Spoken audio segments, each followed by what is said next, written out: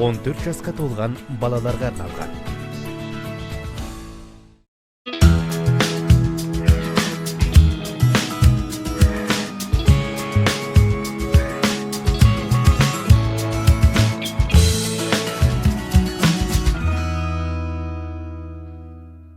Ай ортақ, күн ортақ, жақсы ортақ.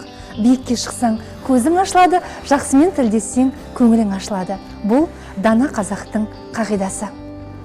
Қадірлі көрермен, бізбен бүгін емен жарқын әңгіме айтатын мейманымыз Қазақстанның белгілі математик, ғалымы, академик, белгілі қоғам қайраткері, жерлесіміз Асқар Жұмаділдаев.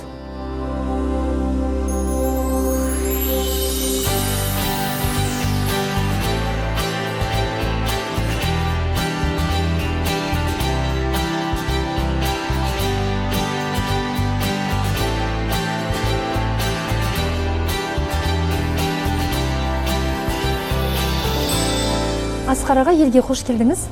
Көңіл күйіңіз қалай? Иншалла, жақсы. Бізбен емен жарқын әңгіме айтуға әзірсіз. Әзірміз. Жалпы Асқар Жұмаділдаев атындағы халықаралық олимпиада тұңғыш рет сыр елінде бастау алып отыр. Қандай сезімдесіз? Өте жақсы сезімдемін. Бүгінгі қазақ жастарының ғылым білімге деген ұмтылысын өзіңіз қалай бағамдап жүресіз? Менің жақсы сезімде болатын себебім конкурсқа деген жастардың көзқарасы, ұмтылысы, соншама 800 адамның қатысуы, ол қуантты. Енді өзің білесің, менің қолымнан келетін математик дейтін ғылым, жақсы ма жау ма соның арасын жүрміз. Бұл ғылымның жарықтықтың бір жақсылығы бар, жамандылығы да бар. Жақсылығы бұл еркіндік қой, абсолют еркіндік. Ешкімнің алдында қорықпайсың, қайдарым десең өзің білесің. Кемшілігі бұл шабытыңды, бұл қиялыңды ешкім түсінбейді ғой, ешкім сезбейді ғой. Сондықтан бұл ғылымға келетін адам көп емес, құмартатын адам көп емес. Соның ішінде осыншама жас үйреніп шыққаны әрине мен сияқты адамдарды қатты қуантады. Жалпы куә болып жатсыз ғой енді осы олимпиаданың деңгейін қалай саралап отырсыз? Өте жақсы. Өйткені мен біздің сырбойлық математиктердің мынау математикаға деген бір өзіндік қарым қабілетін енді қанша дегенмен бағамдап, өзіңіз секілді ағалар топшылап жүрмесе? Ол мен сізге айтайын. Сыр елі үфір елі деп айтады ғой. Ол рас сөз. Қазақтың қасиетті өнері сыр елінде өте қатты дамыған. Нартай ақын бар, Балмыша ақын бар, Молда Мұса бар, Кете Жүсіп бар. Бала күнімде солардың бәрі өлеңді жаттай өскен адаммен. Бірақ бүгін шүкір бұлардың есімін кеңшілік біліге біле бермейді, осы маңай болмаса. Бірақ енді заман өзгерді ғой. Біз мәңгілік ел боламыз деп жатырмыз ғой. Олай болса, осы заманға лайықта тіл қылу керек қой.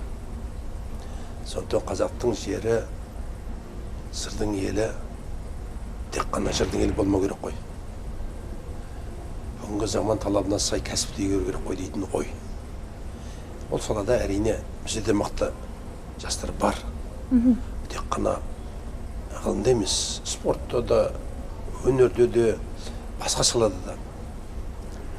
Тек осы өнердің арасында қазақтың бұлай үрдісіне еңбеген сала ғой жаңа біздің математика жарықтық. Қазақ айтыс десе ішкенасын жерге қояды. Иә, таңды таңға ұрып. Таңғы таңға ұрып. Сырлайды, тыңдайды. Басына бәйгетті қойса, бір кем деген 2-3 машина қояды. Уақытымыз жоқ дейді, бірақ соған келсең зал толып тұрады. Қию-қиқу болады. Иә. Мен оған қуанам. Бір кейде қызғанам. Неге осындай жайды? Математикада болмайды, физикада болмайды. Сонда қазаққа керек емес нәрсе ме? Айтысқа беретін қажының 10%-ін мынау мұғалімдерге жұмсайықшы. Иә. Жас мұғалімдерге оның ішінде де. Енді бүгінгі өскелең ұл менен қыз шетелдерде білім алуды, халықаралық деңгейдегі осы білімге құлаш сермеуге айрықша ынталы. Енді дәл осы тенденцияға қатысты бүгінгі қоғамда көзқараста екіұдай. Бәлкім біздің елде бұл білім сапасының төмендігі ма, әлде бүгінгі жастардың бойында елжандылық сезімнен гөрі мынау шет елдерде өмір сүру, сол жақтағы кеңістікті көру сынды бір ынтызарлықтың артып отырғаны ма? Сізде осындай бір көңілде алаң болмай ма? Нендей пікір айтасыз? Жоқ, болмайды. Өйткені қазақта сөз бар, үйрен де жирен дейді. Бар, елді көр. Мен одан жаманшылық көрмеймін. Әл-Фараби дейтін бабамыз отырады туған. Бірақ ғылымының бәрін Бағдатта жасаған ғой. Иә. Оны біз катастрофада болғанымыз ба? Жоқ, әрине. Елде жүрсе не болар еді? Бүгін бір батыр болар еді. Қолбасшы болар еді, тархан болар еді, әкім болар еді. Иә. Бірақ оны кім еске алар еді? Әлемді Қазақта мойындататындай болатын бет қабілет. Қазақта батыр көп. Төле бидің бір сөзі бар. Батырды дейді, кез келген екі толық атының бірі табады дейді. Ашылық алынды, елудің бірі табады дейді. Иә, онысы рас. Ол менің сөзім емес. Ал енді соны ойлап қарайтын болсаңыз, мінекей, сонда 1000 жылдан кейін Әл-Фараби еске алып, біз соған мақтаныш тұтып отырамыз. Әл-Фараби болмай қалса, мысалы, осында құтырып қалса, менің бабамның жері, атамның жері, мен тарқамын деп қалып қалса, не болар еді? Сондықтан, егер жастар білім қуам, ғылым қуам деп шетелге барамын десе, мен үлкен қауіп көрмеймін. Үйренсін, көрсін. Бірақ соның жартысы қайтып келсе, ол нұр үстіне нұр болады. Бірақ келмеуі де мүмкін, ол рас. Оны да ұғуымыз керек. Өйткені адам дейтін қазір глобализация, жаһандану. Жаһандану процесі. Баяғы туған жерден ұғым жастарда бөлек. Біз бала күнімізде мен шиеліден шыға қалсам, Қызылордаға 69 жыл келген бірінші рет Шіркейліге. Сонда 24 күн зор қашыда бір аптаға қашып кеткем. Шиеліге. Үйімді сағынып. Автобуспен ит боп барғам. Шешем сонда, бүкіл бәді, осы менің қашып кетіп едің осында жаңағы. Шешем тамағын ұнатпай, котлет жеймін деп. Сағынып жеттің бе деп. Сағынып жеттің бе деп. Білдіңіз бе? Осы Шіркейліде пионерлагерьде болғам. Сол сияқты ғой. Ал қазіргі ондай ұғым жоқ қой. Ондай сезім жоқ. Мен мысалы шетелде де тұрдым, 10 жылдай жүрдім. Бірақ ішерде тұрақтай алмадым. Өйткені маған дүниедегі гүлдің әдемісі жыңғыл көрінеді. Кеше бір жерге бардық, бір жыңғыл егіп қойыпты. Біздің алдың жыңғылы қоңырлау болады, көкте болады. Бұл қызыл екен гүлі. Мен таң қалдым, осы гүлді қайдан алдың сен осыны деп сұрадым, тап ешкім білмеді. Басылығы бір кәріс екен. Сакура іспеттес болып қой. Дәл сакура іспеттес. Мен соны айттым, сакура іспеттес екен дедім. Осының бір тұқымын беріңдерші маған, мен егейін үйге барып. 3 шөбе еккім келеді. Жыңғыл, шеңгел және жантақ. Сырдың өзіне тән табиғи өсімдіктерін. Сөйтіп оны қарасам, білетін адамдар айтты. Олар өнбейді деді. Ол жантақ дейтін жаман шөп емес ол. Ешкіден ақмақ емес оны жейтін. Ол тек қана сәлде өседі деді. Қандай өсіру үшін өзіне арнайы күтімі керек деді. Осы мен айттым, анаған тауып бұрыңдаршы маған, соны білетін, үйретіп берсін, мен егем соны. Самолетке алып кетем, түбін добалдай қып, бірдеме қып деп.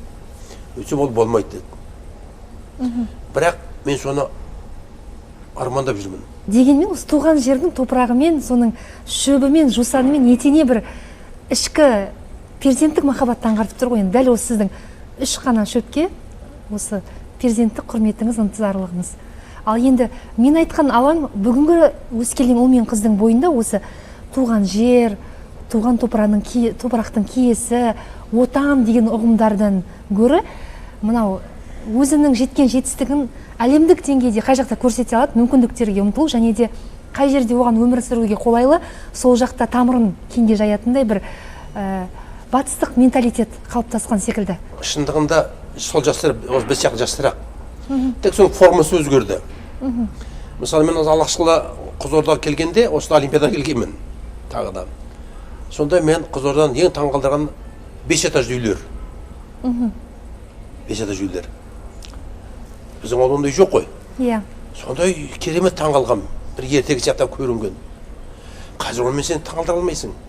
Ал сен қазіргі балаға сен неге жусанда сағынбайсың деп оған өкпе айта алмайсың. Қайдан сағынау көрмесе, білмесе. Иә. Тасқаланың ба перзенттері болып. Енді асфальтта туған балалар ғой. Иә. Енді олардың кінәсі емес қой. Оның кінәсі сіз бен біз ғой. Білдіңіз ба? Иә. Өзі сөз бар.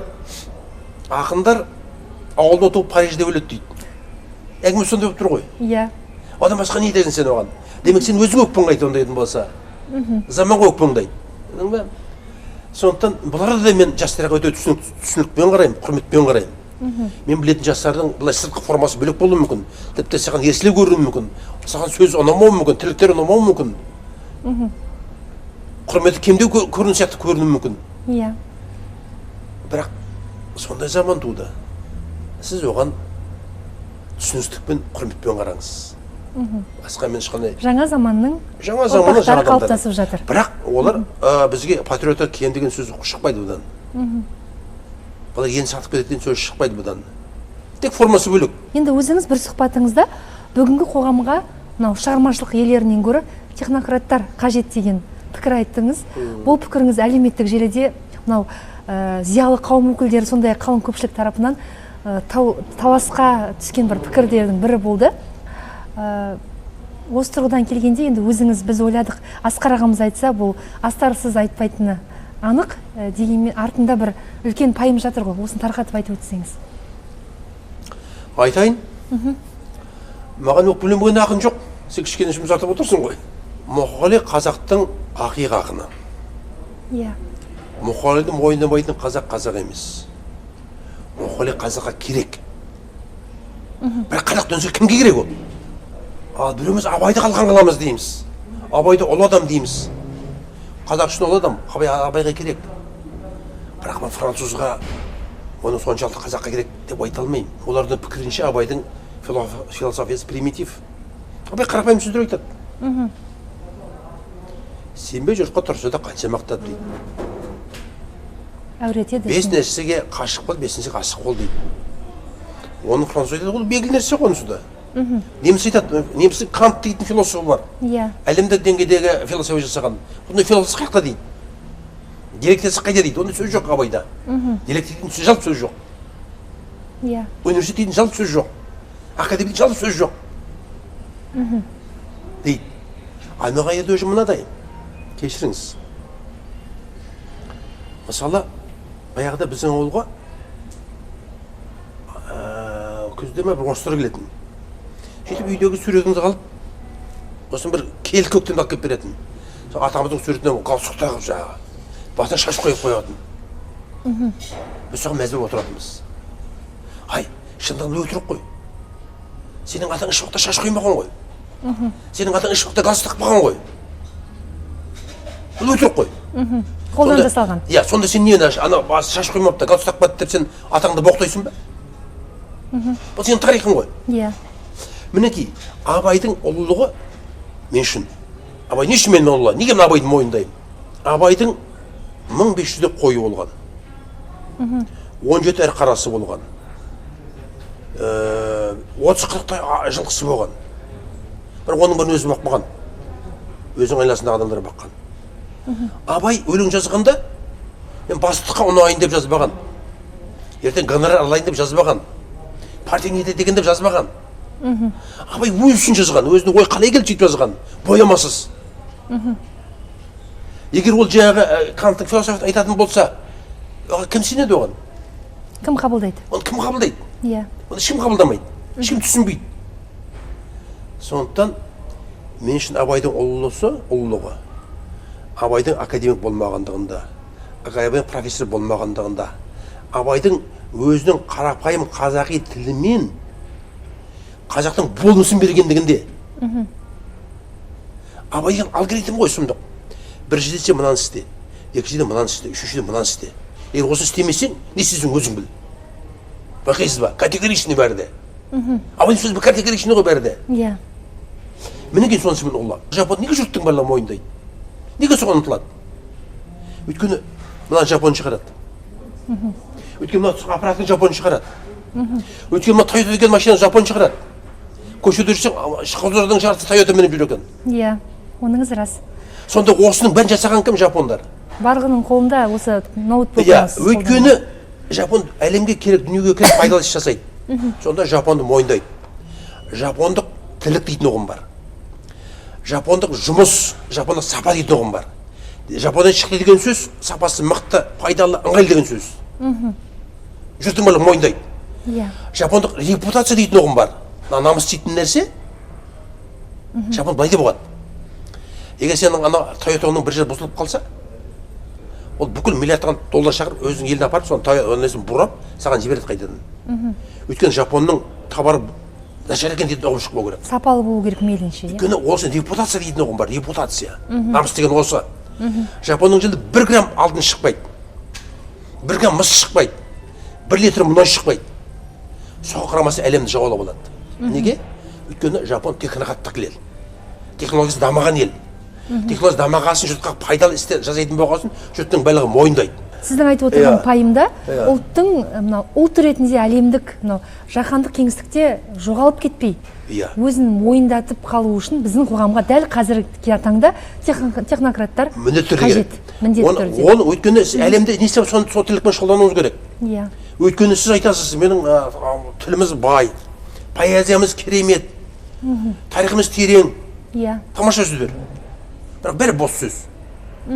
Өйткені технологияңыз дамымай? Жоқ, бері қараңыз, өйткені сіз тарихым таяз дейтін бір елді білесіз ба? Жоқ. Менің тілім кедей дейтін бір елді білесіз ба? Жоқ, әрине. Менің ақындарым жаман дейтін бір елді естіңіз ба? Жоқ. Ондай жоқ. Деп бұл сөздің бәрі бос сөз. Әркім өзінің ақыны, өзінің жағы, пәлсапасы, өзінің тарихы, тілі, бірдеңесі бар. Өзінің мәдениеті, өзінің өнері бар. Басқа ешкімге керек жоқ ол. Сол халықтың өзіне ғана құнды. Өзіне құнды, басқа ештеңе керек жоқ. Сондықтан сіз реализм тұрғысынан қарауыңыз керек бұнан. Әрине. Бұны сіз жаңағы поэтикалық образ тұрғысынан қарауға болады. Поэтикалық образ ретінде мен қабылдаймын, жақсы көремін.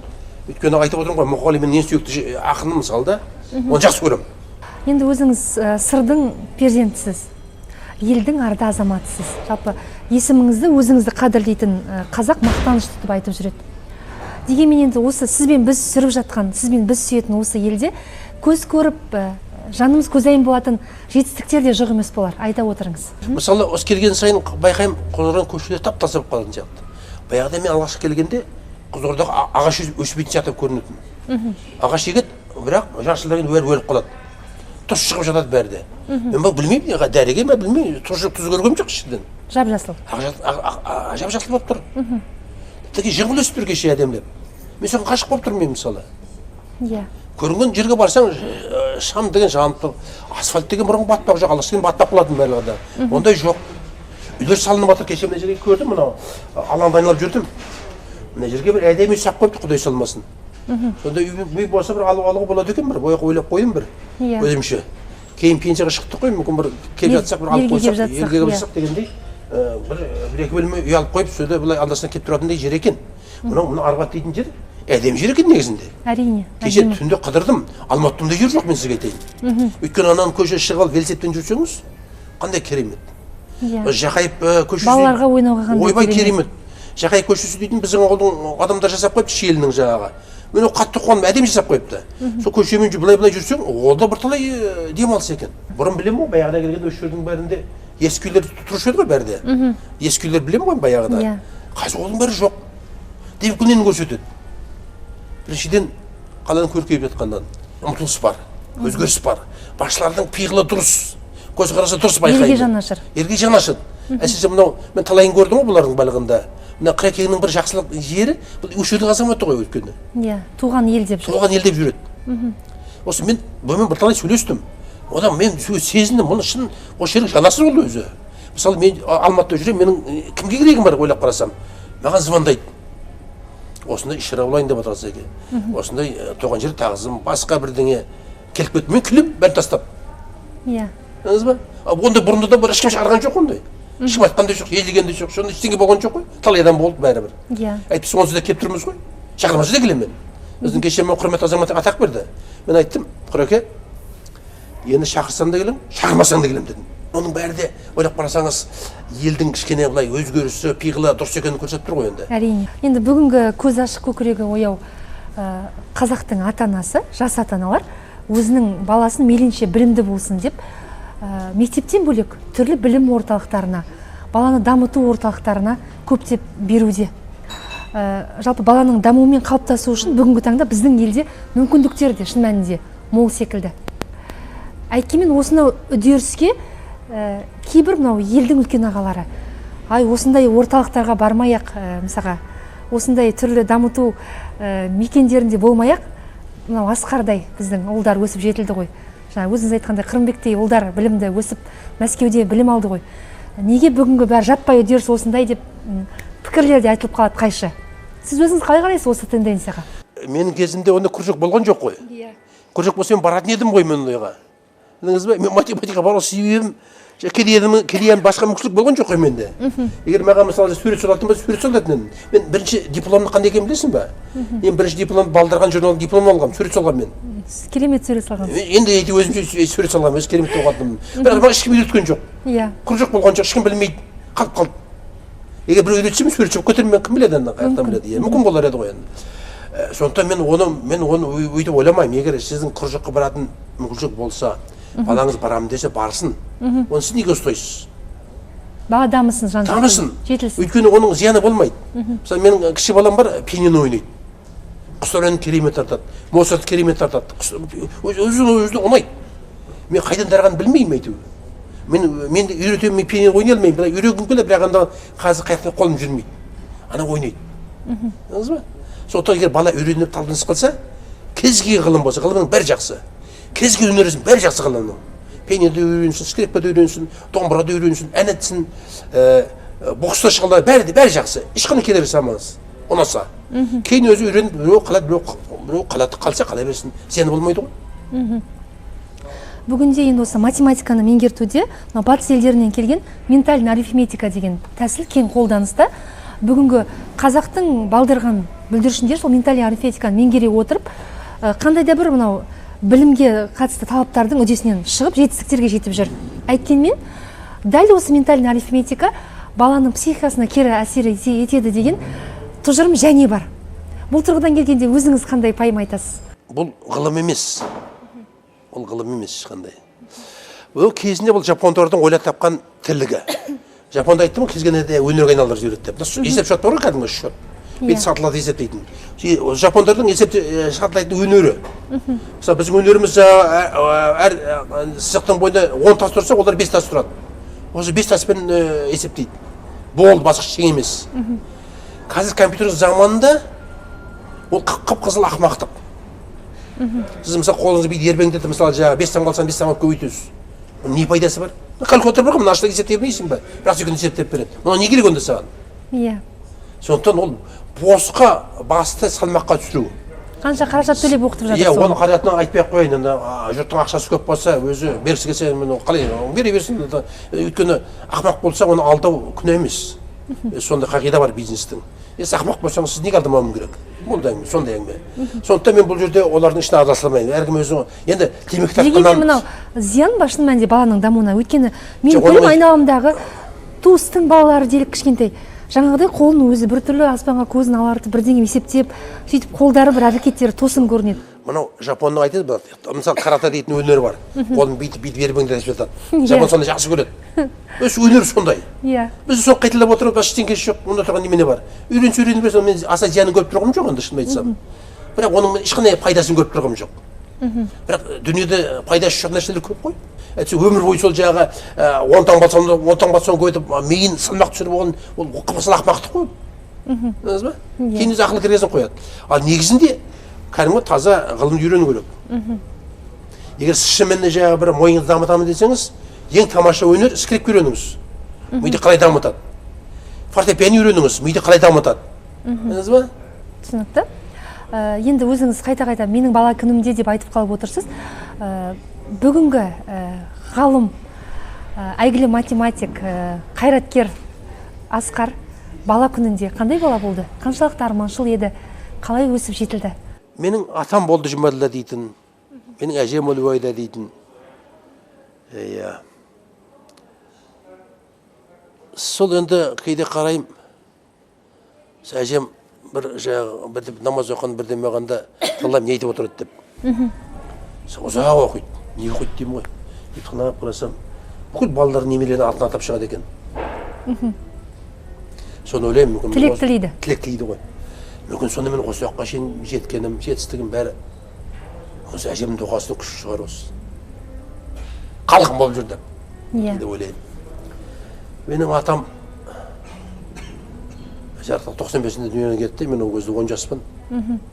Шалдың баласы өстім.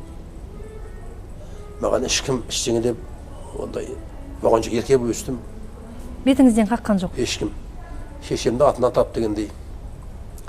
Атамнан осы оқып жатса арқасына мініп алам.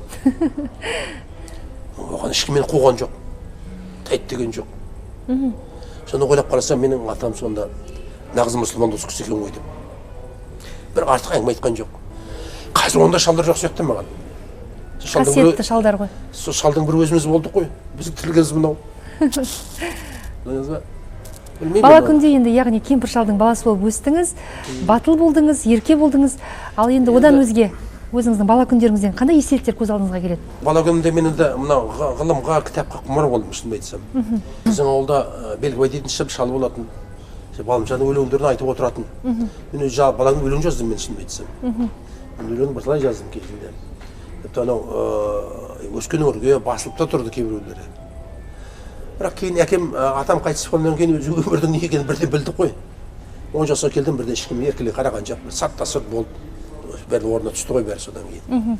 Сосын кішкене ғылымды үйрендім. Сосын ау жағы мен ана бізде 4-ші бастауыш мектеп дейді, 299-шы. Біздің тұрған жеріміз Шаңқай дейді. Құзырда Шаңқай дейтін жер бар екен ғой. Неге Шаңқай десем, қалып қалған ат дейді сол баяғыдан. Шаңқай дейтін темір жолдың арғы беті. Арғы беті ғой біздікі. Бергі бетінің үстіне город дейді. Город дейтіні біздің жағында шіркеу болған екен баяғыда поселкеде. Осы жағында жаңағы таныс площадка бар екен темір жол клубының қасында. Сол городың сол. Сол Шаңқайда тұрдық, сөйді жаңағы мектеп салды, содан бардық дегенде ана мынау 4 жыл ішінде оқыдық. Сосын кейін жаңағы аудан орталығына бардық мектепке.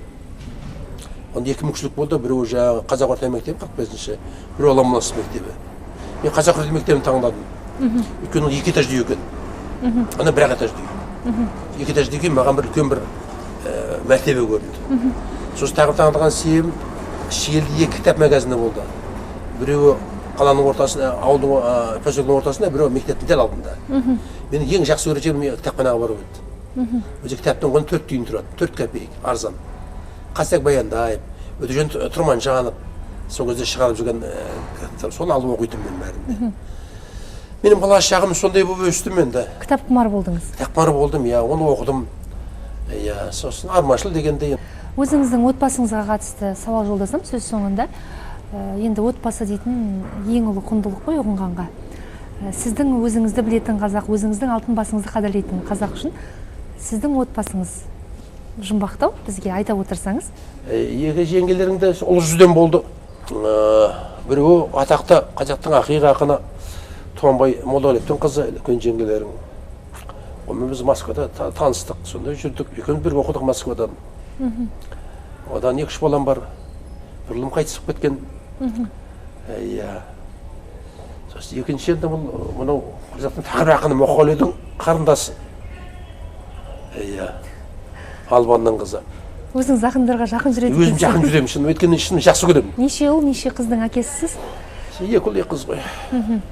Перзенттеріңіз қай салада? Ол әлі жас бәрі де сол. Үлкендері сол жағы, математика, соны ояқ бұяға бәрі де сол. Білім ғылымға ынталы? Білім ғылымға, иә. Кішісі де сол әліші сондай олимпиадаға қатысып, программирование қатысып, қазақша оқиды екеуі де. Сол енді мектепте оқиды, Назарбаев мектебінде оқиды үлкені. Кішісі бел түсті ол да. Екеуі де өздіме түсті, жақсы оқып түсті. Сол енді менің мақтанышым солар.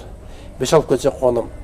Ой болса, Асқар аға, бүгінгі емен жарқын әңгімеңізге үлкен алғыс айтамыз. Өзіңіз айтқандай, қазақтың жастары білімге ынталы, кәсіпке икемді болып, осы шын мәнінде ертең технократтардың қатары артатын бір жақсы кезең қалыптассын біздің елде. Қашанда мерейіңіз үстем болыңыз, абыройлы болыңыз деген тілек жүректің төрінде.